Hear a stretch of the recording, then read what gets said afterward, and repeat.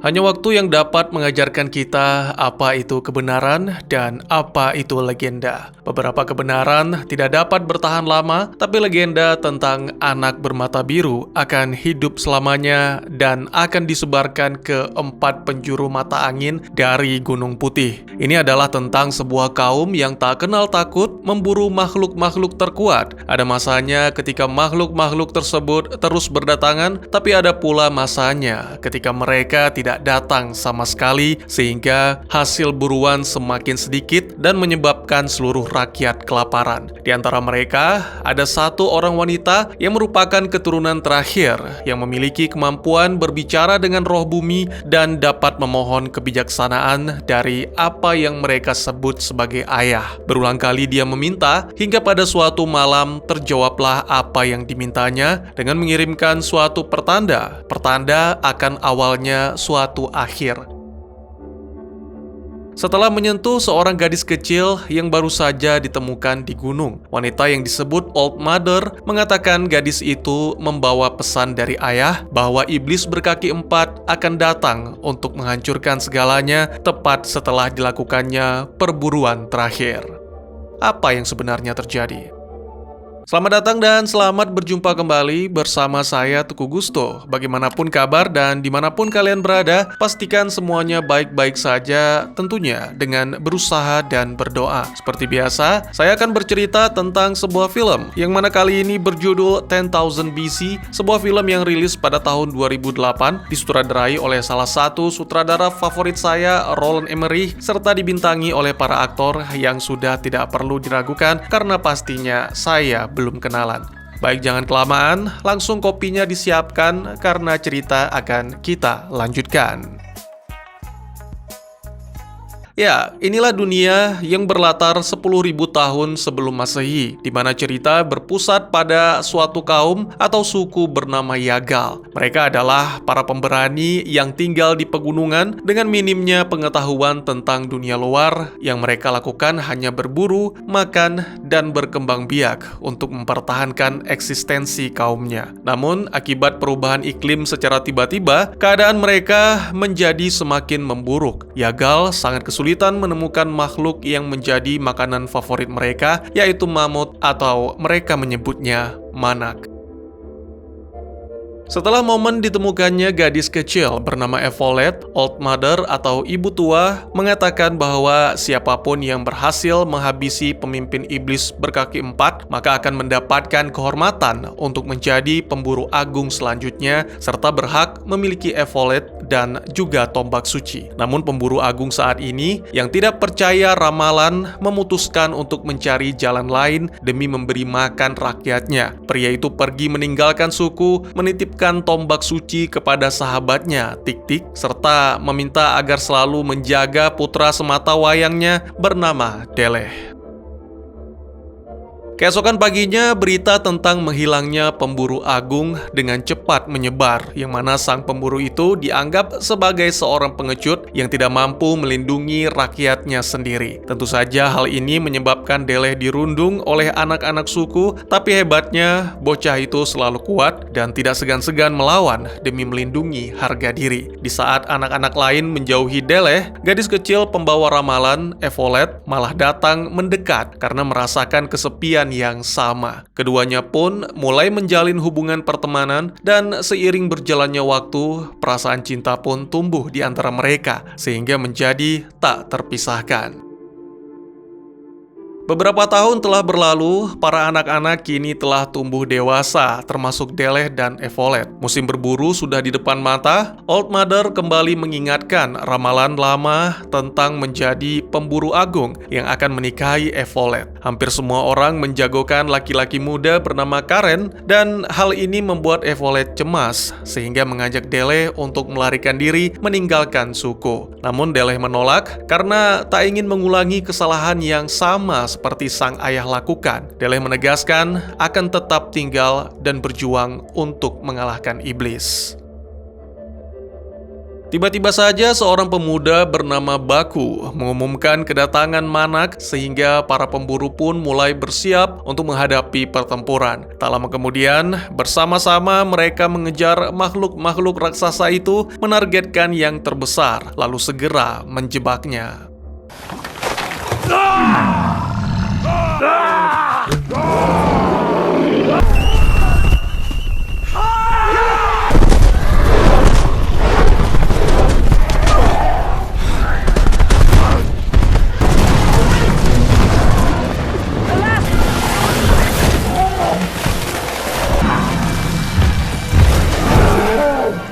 Semua pemburu yang diseret pun memutuskan untuk melepaskan karena Manak itu terlalu kuat untuk ditaklukkan. Deleh pun berpikir demikian, tapi sialnya tangan Deleh tersangkut sampai akhirnya terpaksa menghadapi pemimpin Manak dan sesuatu yang sangat mengejutkan terjadi.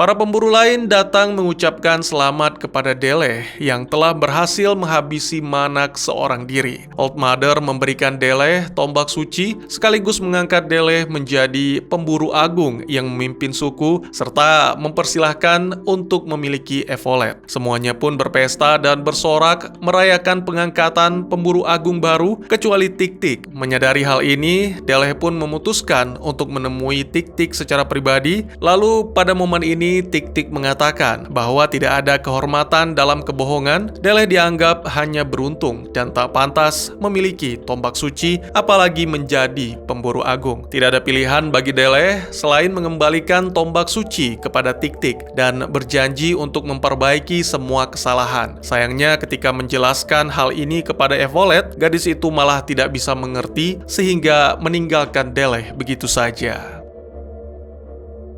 Keesokan paginya, tidak ada seorang pun yang menyangka bahwa ramalan Old Mother ternyata berbeda. Ya, iblis berkaki 4 yang dimaksud adalah penunggang kuda. Orang-orang jahat itu menerobos masuk ke rumah-rumah dan menghabisi siapapun yang menghalangi, termasuk ibunya Baku.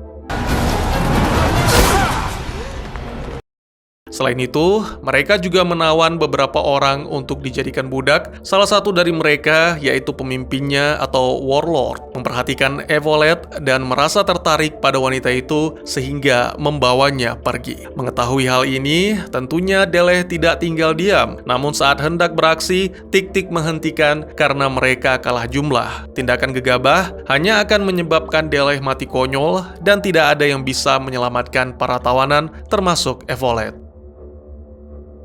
Setelah para iblis pergi, anggota suku yang tersisa saling membantu mengobati mereka yang terluka. Sedangkan Tik-Tik, Karen, dan Deleh berkumpul kembali untuk merencanakan tindakan selanjutnya. Tidak menemukan solusi yang tepat, ketiganya pun akhirnya memutuskan tetap nekat demi menyelamatkan para tawanan. Oleh karena itu, Deleh menyarankan agar mereka segera berangkat sebelum semuanya terlambat. Tak lama kemudian, perjalanan pun dimulai dan diketahui bahwa Baku juga melakukan hal nekat dengan mengikuti kelompok pemburu secara diam-diam. Setelah mengaku tidak punya siapa-siapa dan hasrat untuk membalas dendam atas kematian sang ibu, pemuda itu pun diizinkan ikut. Beberapa waktu kemudian, mereka menemukan salah satu hiasan pada kalung Evolet yang meyakinkan mereka sudah berada di jalur yang benar. Namun jalur yang mereka tempuh tidaklah mudah karena setelah berjam-jam melakukan perjalanan, mereka dipaksa untuk melewati hutan yang dipenuhi makhluk-makhluk berbahaya. Ya, salah satunya menyerang kelompok iblis.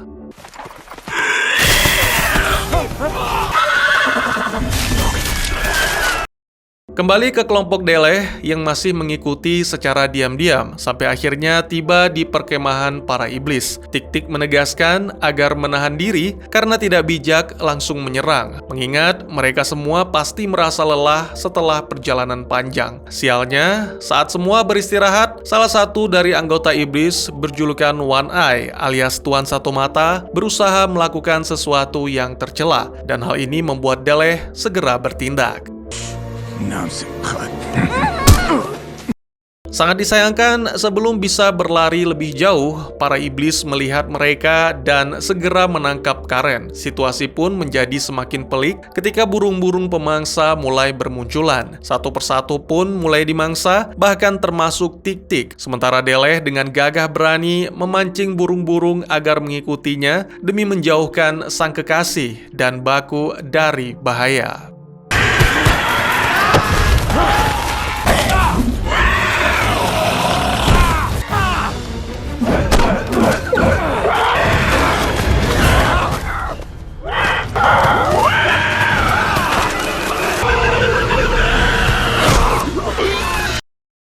Sayang seribu sayang, ketika kembali ternyata Violet dan Baku malah tertangkap lagi dan Deleh tak bisa berbuat apa-apa selain menyaksikan. Tak lama berselang, Deleh menemukan Tik-Tik yang ternyata berhasil mengalahkan burung pemangsa, namun sayangnya mengalami luka. Tak mungkin meninggalkan orang yang sudah seperti guru baginya, tapi tak mungkin juga kembali ke desa dengan tangan kosong. Akhirnya Deleh membuat tandu darurat untuk membawa Tik-Tik bersamanya. Saat hari mulai gelap, Deleh memutuskan untuk beristirahat sembari merawat luka Tik-Tik dan memastikan semua baik-baik saja. Saat mencoba melakukan perburuan untuk makan malam, Deleh tiba-tiba saja jatuh ke dalam lubang dan tak sadarkan diri. Beberapa waktu kemudian, hujan deras melanda sehingga air mulai memenuhi lubang. Tiba-tiba saja suara raungan membuat Deleh terbangun dan ternyata Deleh terbelalak ketika menyadari ada seekor pemangsa ganas dengan gigi seperti pedang terjebak bersamanya di dalam lubang. Tentu saja itu membuatnya segera bersiaga dan siap menghabisi makhluk itu demi menyelamatkan diri. Namun di saat-saat terakhir, dia sadar bahwa mereka hanya berada di waktu dan tempat yang salah serta terjebak dalam lubang derita, sehingga Deleh memutuskan untuk membebaskannya. Setelah berhasil keluar, Deleh segera menemui Tik-Tik yang ternyata telah pulih dan mengungkapkan bahwa telah mendengar tentang adanya serangan dari sebuah desa yang tak jauh dari lokasi mereka. Setelah menyelidiki desa tersebut, keduanya menemukan makanan dan segera melahapnya seperti sedang berpesta, namun pesta itu segera terhenti karena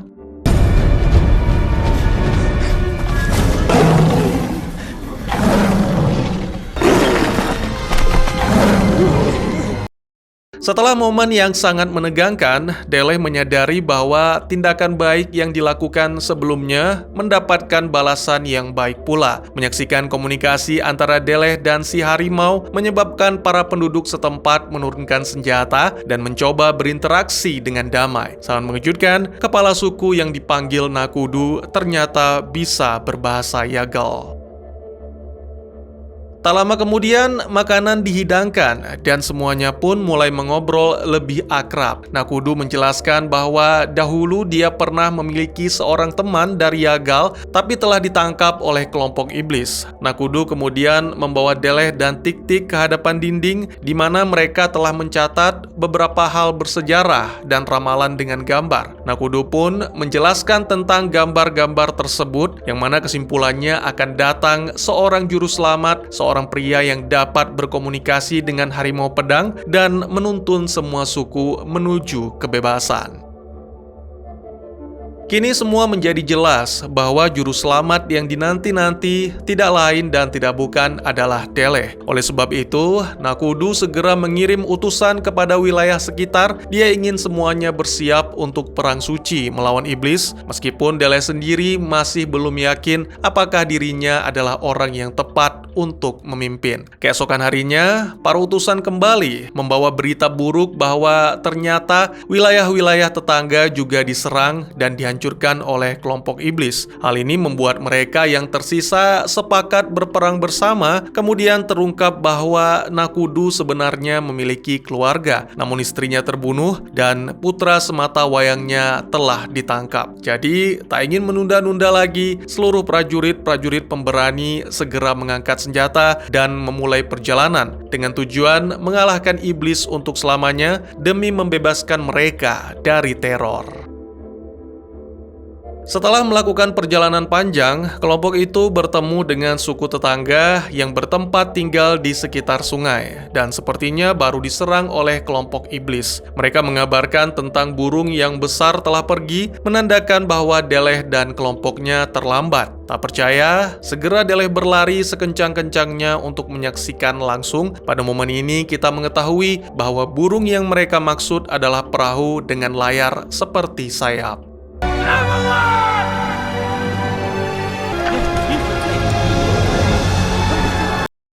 Tak mungkin bisa mengejar, tapi tetap tak ingin menyerah. Deleh memandu pasukannya melalui gurun tanpa menyadari bahwa rencana tersebut berakibat fatal, yang mana menyebabkan mereka hilang arah. Ditambah lagi, tak sedikit dari prajurit tewas akibat teriknya matahari yang menyebabkan dehidrasi. Untungnya, semua itu tidak melunturkan semangat mereka. Pada suatu malam, Deleh mengingat sesuatu tentang cahaya di langit yang tidak berpindah-pindah, yang mana dijadikannya sebagai penunjuk arah. Beberapa jam kemudian, akhirnya mereka tiba di suatu wilayah dengan peradaban yang sangat maju yang dikenal sebagai Gunung Dewa. Di sana juga mereka mengetahui bahwa orang-orang yang ditangkap ternyata dijadikan budak untuk membangun gunung, atau biasa kita mengenalnya dengan piramida. Selain itu, diketahui pula bahwa wilayah tersebut berada di bawah pimpinan yang sangat dihormati dan ditakuti karena kekejamannya. Mereka menyebut pemimpin itu sebagai God atau Almighty, yang artinya Tuhan atau Dewa yang Maha Kuasa. Pada malam harinya, Deleh dan Nakudu secara diam-diam menyusup ke dalam kandang budak. Dia berencana untuk mengumpulkan semua tahanan yang mampu bertarung untuk melakukan pemberontakan. Pada momen ini, mereka bertemu dengan Baku dan juga putranya Nakudu, yaitu Tudu. Sayangnya tidak ada Evolet di sana karena Baku mengatakan bahwa budak wanita berada di kandang yang terpisah. Saat mulai membicarakan tentang rencana, dengan dibantu Nakudu sebagai penerjemah, seorang budak yang dihormati memarahi Deleh karena tindakannya dapat membuat mereka semua terbunuh. Namun Nakudu menjelaskan suatu hal yang mengejutkan, bahwa Delehlah sang juru selamat yang mereka nantikan dan akan membawa kebebasan karena memiliki kemampuan berkomunikasi dengan harimau bergigi pedang. Hal ini membuat para budak memandu Deleh dan Nakudu untuk menemui seorang budak buta yang adalah mantan pelayan dewa. Budak itu mengatakan bahwa sang dewa hanya bisa dibunuh oleh seseorang yang memiliki Mark of the Hunter atau tanda pemburu. Ketika hendak menjelaskan lebih lanjut, tiba-tiba saja terdengar suara para penjaga yang mana mau tidak mau Deleh dan Nakudu harus pergi meninggalkan tempat itu. Ternyata para penjaga mengetahui tentang penyusupan, lalu segera mengikuti Deleh dan Nakudu kembali ke tempat perkumpulan. Di sana mereka melihat semua prajurit Deleh yang sedang beristirahat, namun ketika hendak kembali ke kota, tiba-tiba saja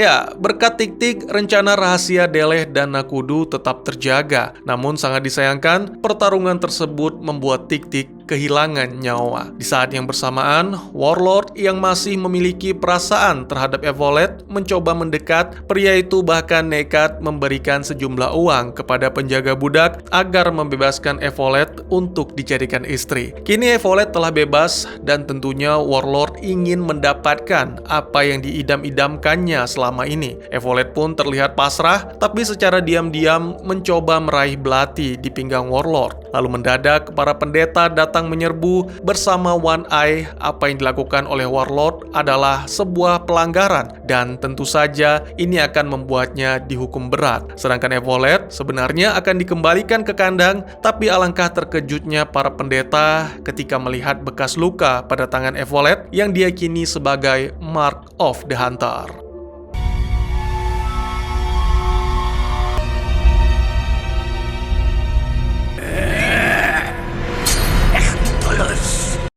Sementara itu, kini Deleh harus menerima kematian Tik-Tik serta tombak suci yang diwariskan kepadanya. Deleh termenung mengingat kembali apa yang dikatakan Tik-Tik. Beberapa di antaranya, belum lama ini, Tik-Tik pernah menceritakan yang sebenarnya tentang ayah Deleh. Sebagai pemburu agung, ayah Deleh rela meninggalkan gelarnya dan berkorban menanggung dosa agar rakyatnya tidak kelaparan. Oleh karena itu, Deleh juga diminta untuk melakukan hal yang sama, berjuang dan berkorban demi membebaskan rakyat dari tirani perbudakan. Semua kenangan itu membuat Deleh bangkit dan kembali bersemangat, lalu menyebarkan semua semangat tersebut kepada pasukannya.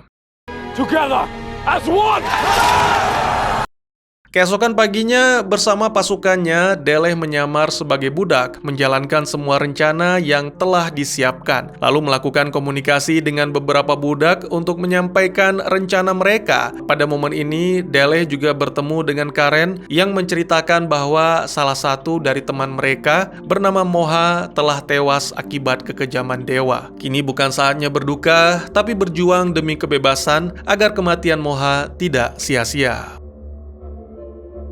Pada awalnya, rencana mereka adalah melepaskan Manak untuk memulai kekacauan. Tak lama kemudian, terlihat rencana tersebut benar-benar berhasil, namun tak sedikit dari para budak yang tewas. Salah satunya Karen yang mengorbankan diri menahan para penjaga.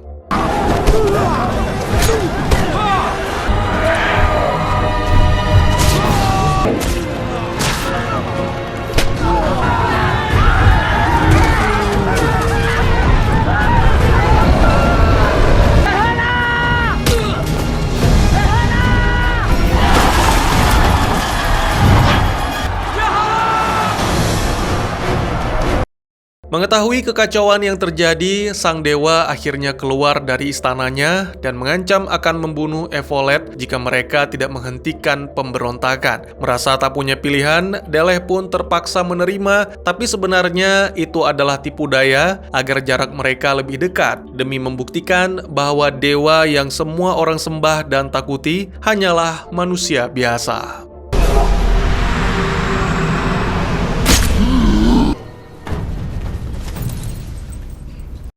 Tentu saja mereka semua terkejut, bagaimana mungkin sang dewa yang begitu kuat bisa mati hanya karena tertusuk tombak. Dan segera hal ini membuat semua budak menggila bergabung dengan pasukan Deleh untuk memulai pertempuran.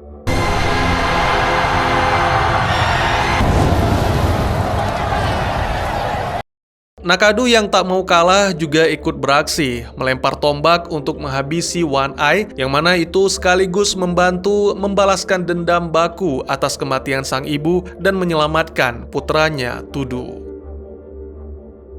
Di tengah-tengah peperangan itu, Warlord mengambil kesempatan untuk membebaskan Evolet dan bergegas melarikan diri. Deleh melihat hal ini, namun tak mungkin dia mampu mengimbangi kecepatan kuda. Sampai akhirnya Evolet pun melakukan sesuatu yang tak disangka-sangka. Upaya apapun telah dilakukan oleh Warlord, mulai dari cara kekerasan sampai dengan kasih sayang yang penuh kelembutan. Namun kalau tidak cinta mau bilang apa, karena dukun sudah tak berdaya dan tewas di dalam sana, akhirnya pilihan hanya dua, merelakannya bahagia atau mengembalikan si wanita kepada sang pencipta, agar tak ada seorang pun yang bisa memilikinya. Ya, mungkin itulah yang ada di benak Warlord sehingga melepaskan anak panah ke arah Evolet.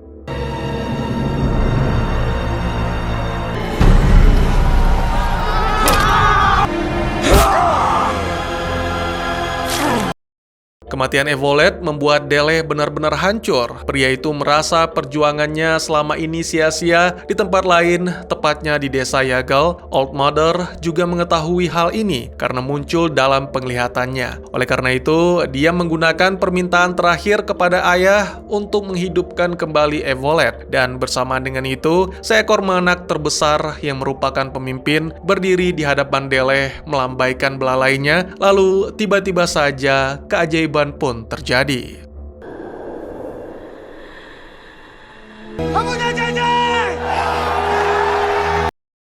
Para pejuang kembali ke desa mereka masing-masing. Adegan kemudian menampilkan Nakudu memberikan biji tumbuhan kepada Deleh yang mana telah dikumpulkan oleh sang ayah, dan seharusnya itu untuk memberi makan rakyat Yagal. Kedua suku mengucapkan selamat berpisah dan berharap ini bukan terakhir kali mereka saling bertemu. Film pun ditutup dengan menampilkan Deleh dan para anggota suku yang diselamatkan kembali ke Yagal. Mereka pun mulai menanam biji-biji tersebut. Waktu demi waktu berlalu, Deleh cukup terkejut karena tanaman tidak hanya tumbuh dengan cepat, tapi juga subur. Dengan ini, Deleh yang menjabat sebagai pemburu agung bisa menyelamatkan rakyatnya dari kelaparan sekaligus membangun kembali kehidupan yang lebih baik bagi suku Yagal sesuai dengan ramalan mendiang Old Mother. Dan tamat.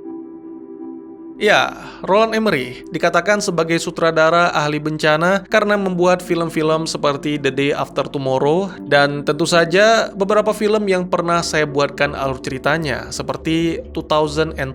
Kali ini Om Roland menggarap film epik dan unik dengan campuran resep bencana ditambah dengan cerita tentang pemberontakan dan daya tarik zaman kuno serta penggunaan visual efek untuk raksasa berbulu dan juga piramida. Saya yakin semua punya pendapat masing-masing. Secara pribadi saya pikir ini adalah film yang menyenangkan dan menghibur, tapi jangan dianggap serius. Maksud saya, sebagai film fiksi sejarah, film ini agak lucu, dan jika kita menahan diri untuk mempertanyakan keakuratannya, barulah hiburannya akan terasa. Karena film ini terlalu banyak mengandung kejanggalan sejarah dan keanehan lainnya. Saya pikir Saber-tooth tiger, Neanderthal, mamut atau mastodon telah lama punah, bahkan sebelum 10.000 tahun sebelum Masehi atau SM. Manusia purba jenis Neanderthal punah 30.000 atau 40.000 tahun yang lalu. Kemudian zaman es telah berakhir sekitar 12.000 tahun sebelum Masehi, sehingga sebagian besar hewan-hewan raksasa seharusnya sudah punah. Selain itu, tentunya tidak ada peradaban Mesir atau pembangunan struktur batu besar lainnya di tahun 10.000 sebelum Masehi. Namun film ini menggambarkan suatu budaya humanoid yang membangun piramida dengan mamut di lembah Sungai Nil. Dalam film ini, pada dasarnya ada 3 spesies, Neanderthal, Homo sapiens, dan satu lagi spesies humanoid. Adegan pembuka menampilkan Neanderthal, yaitu suku Yagal di wilayah kutub. Lokasinya tidak diketahui, tetapi jika memperhatikan jarak yang ditempuh Deleh dan teman-teman, kemungkinan lokasinya berada di sekitaran Eropa. Homo sapiens adalah suku Nakudu. Saya tidak terlalu yakin apakah hanya berada di Afrika atau telah tersebar ke seluruh dunia, tapi dari yang saya baca, pada 10.000 tahun sebelum Masehi, Homo sapiens telah menyebar ke 6 benua, termasuk Antartika. Dan anehnya, Neanderthal masih mendominasi Eropa. Selain itu, jika diperhatikan dengan seksama, kecantikan Evolet itu sangat berbeda dengan anggota suku Yagal yang terlihat seperti orang gua. Bukan karena dia tokoh utama ya, tapi saya pikir mungkin saja gadis bermata biru ini berasal dari suku Paleolitik akhir di Eropa.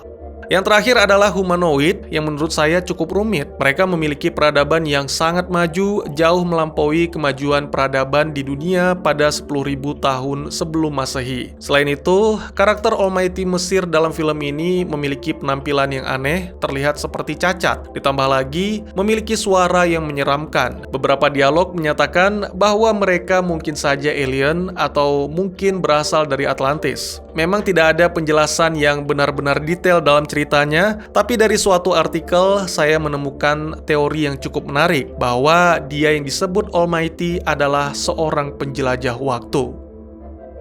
Petunjuk pertama adalah karena wajah Almighty selalu tertutup dan para pelayannya juga menutup wajah ketika berhadapan langsung. Selain itu, dia hanya memperbolehkan budak buta untuk merawatnya secara pribadi. Ini menunjukkan bahwa dia berusaha menyembunyikan sesuatu yang mana kemungkinan wajah manusianya atau mungkin juga identitas dan asal-usul sebenarnya. Lalu yang kedua, dalam suatu adegan ditampilkan alat untuk mengamati bintang yang mana itu terlalu canggih untuk berada di masa 10.000 tahun sebelum Masehi. Ini menunjukkan bahwa Almighty dan pengikutnya memiliki pengetahuan dan teknologi melebihi orang-orang pada masa itu. Yang ketiga, seorang pelayan dewa menjelaskan bahwa Almighty takut terhadap Mark of the Hunter yang sesuai dengan rasi bintang. Saya pikir ini karena Almighty telah mengetahui bahwa suatu peristiwa akan terjadi jika nantinya tanda itu muncul berupa pemberontakan yang akan mengungkap siapa Almighty sebenarnya. Dan yang terakhir, pada saat Almighty tewas akibat tertusuk tombak, penutup wajahnya sedikit terbuka dan terlihat bahwa Almighty berkulit putih seperti orang Eropa, tidak seperti para karakter kebanyakan di dalam film. Ini menguatkan teori penjelajah waktu, kemungkinan Almighty terjebak di sana bersama dua orang rekan yang datang bersamanya sesuai dengan yang dijelaskan pelayan dewa di dalam penjara, bahwa dulunya ada 3 Almighty dan kini hanya tersisa 1 saja. Mungkin yang terakhir ini sedang berusaha mencari jalan untuk kembali ke masanya, atau mungkin memanfaatkan manusia-manusia prasejarah untuk mau menyembah Almighty sebagai Tuhan mereka. Saya pikir film ini adalah tentang pentingnya kemajuan teknologi dalam perkembangan kehidupan manusia. Dalam film ini, peradaban Neanderthal digambarkan sebagai yang sangat primitif dengan tempat tinggal yang mereka bangun dari tulang mamut, yang mana tentu saja bangunannya tidak kokoh. Di sisi lain, suku Nakudu menunjukkan peradaban yang sedikit lebih maju, membangun gubuk-gubuk dengan lumpur dan atapnya dari tumbuhan. Meskipun belum semaju peradaban humanoid Mesir yang menggunakan batu, tapi suku Nakudu telah mulai mengembangkan pertanian sebagai langkah menuju peradaban yang lebih maju. Jadi pada akhirnya, ya seluruh proses perkembangan manusia ditampilkan, mulai dari kehidupan primitif, bergantung pada sumber daya alam yang terbatas, hingga peradaban maju yang mampu membangun struktur megah. Ini juga dipandang sebagai tahapan perkembangan manusia dari pemburu pada zaman Paleolitikum hingga masyarakat ahli hortikultura pada zaman Mesolitikum atau Paleolitikum akhir, dan akhirnya berkembang ke periode Neolitikum dan zaman perunggu awal. Bagaimana menurut kalian? Kurang lebih demikian, terima kasih buat yang sudah menyaksikan. Silahkan memberikan komentar, bertanya, ataupun merequest kira-kira film apa yang menarik untuk dibahas. Bisa lewat kolom komentar, atau buat yang malu-malu bisa via DM ke Instagram saya di @tekugusto. Insya Allah pasti akan dibaca. Mari kita jadikan kolom komentar sebagai sarana penambah wawasan dan menciptakan jalinan persaudaraan, bukan malah menjadikannya sebagai tempat pembulian sehingga menciptakan permusuhan.